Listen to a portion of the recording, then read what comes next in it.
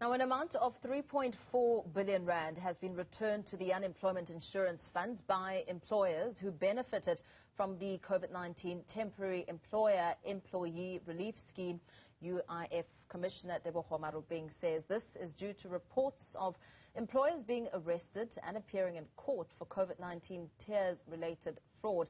Maruping joins me now to expand on this. A very good morning to you. Thank you so much for your time. Give us more detail around these returns and the processes that were executed. Good morning, Mpho. Thank you for this time to clarify this matter. I think the simplicity of the process is when we started with COVID TERS, we indicated already to the public that we are going to introduce a follow the money project where we are going to follow every cent to the employers. And to this end, we employed about 6 to 7 auditors who went to audit all the a number of employers that we went to employ to audit. We had targeted about 14 billion rands in the first 6 months. In that 6 months, we were able to confirm that 12.8 billion rands was paid correctly by the employers to the employees, and all the work was done properly. But in the process, we also were able to recover 900 million rands from the employers that we targeted in that period. At the same time, there are about 387 million rands that were suspected fraud cases. We reported these cases to the Fusion Center, which is made up of the Hawk, SIU, and other law enforcement agencies, and these cases have been investigated. As we're investigating, and some of the cases were being reported in the media, some of them were appearing in court, companies started to come forward and started transferring money to UIF. They transferred about 2.5 billion rands. When we added the 900 million rands that we had recovered, the whole amount came down to 3.4 billion rands. And our understanding is this was triggered by all the cases that we were reporting in the media and all the cases that were reported that companies are now facing court. Some of them we have already attached the asset with the asset forfeiture units. I think on a positive note, the collaboration with law enforcement agencies and other government entities was a positive contributor to this fact.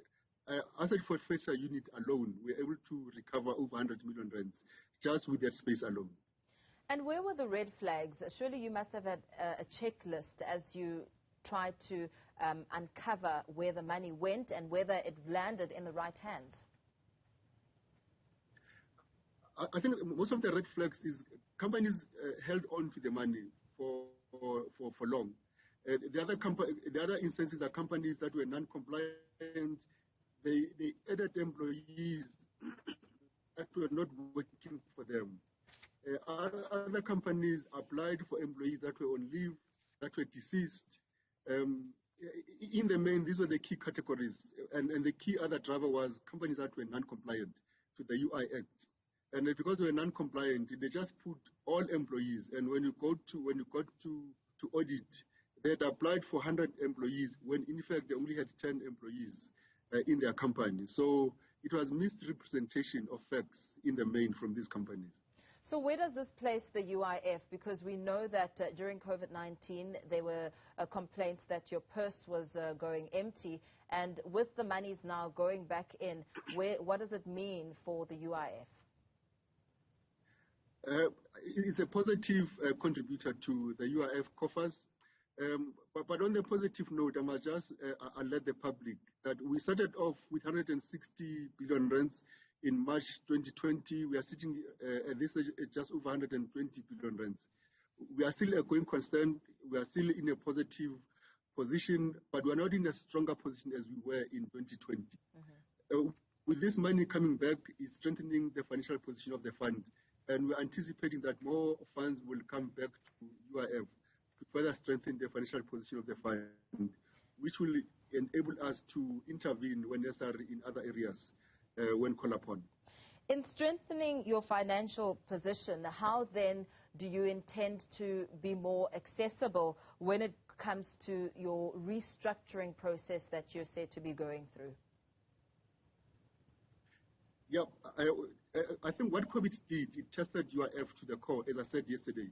And to this end, the minister took a stance that we need to re-engineer the functionality of UIF, review the strategy, review the structure, review our processes to make sure that our processes are both agile, effective, and efficient. And the anticipation is that we are targeting between 12 and 24 months to turn things around in those processes. And amongst those is to drive compliance and make sure that UIF is in a position to be responsive to the needs of the South African public. And what about the South African public being able to access their funds? There have been numerous complaints about people who are, in line to receive funds but are failing and not able to successfully access the much-needed funds. There's truth to that there's been instances where people have applied for benefits. I think what I need to clarify in the public domain is there's been companies that have applied for employees, and when they apply for other benefits, we've red flagged these employees that they applied for Covid TERS for you, and now there's another application for you either for another benefit. And our view is when we pick up these duplicate payments, we red flag it on our side. And because it's red flagged, we press a pause. We don't process the payment because it could come out as a duplicate payment.